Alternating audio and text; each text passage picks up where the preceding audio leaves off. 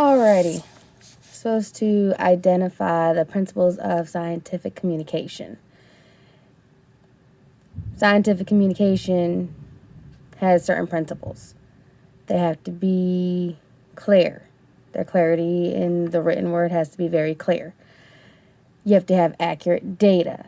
Your accuracy has to be on point.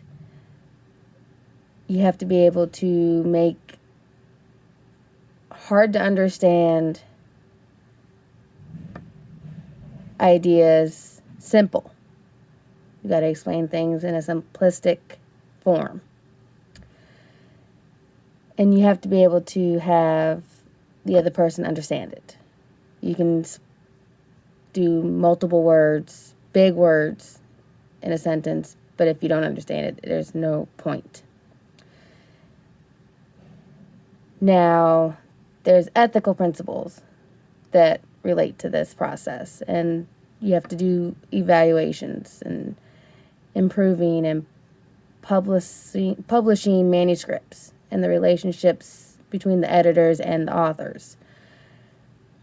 That people have to peer review this stuff in order for it to be considered scientific communications.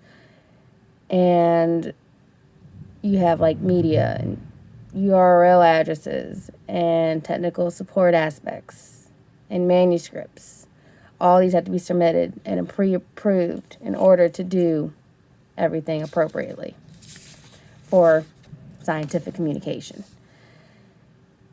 Now, there are ethical implications that come in mind.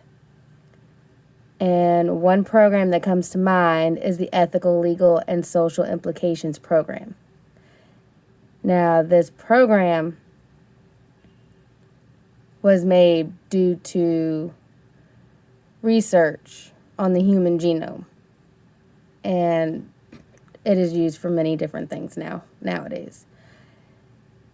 This program is to make it public awareness and the understanding of these research high on their agendas. Now, in order to have these publicized for the public, we have to make it simple for the public to understand. And this is where this program comes into play. There's also ethical issues to keep in mind. Now, in Switzerland, there was a study that was carried out. And it was based on the different psychosocial challenges of transplant medicine. Now, this entitled to many different things. Basically, it was speech acts that it focused on. And it had communicative roles and shows a tension between political decisions and practical achievements.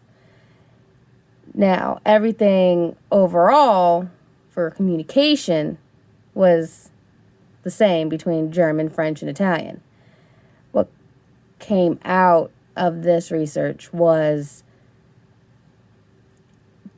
even though there's diversity in the languages, the messages of the formulation was different. Other than that, speaking it and getting the understanding across was pretty much the same. Now we have the understanding of communication. It's speech. It's teaching other patients communication. And we have to provide it quickly, thoroughly, and as simple as possible for the patient to understand. And in doing so, you can get your treatment plans across to the patients a whole lot faster.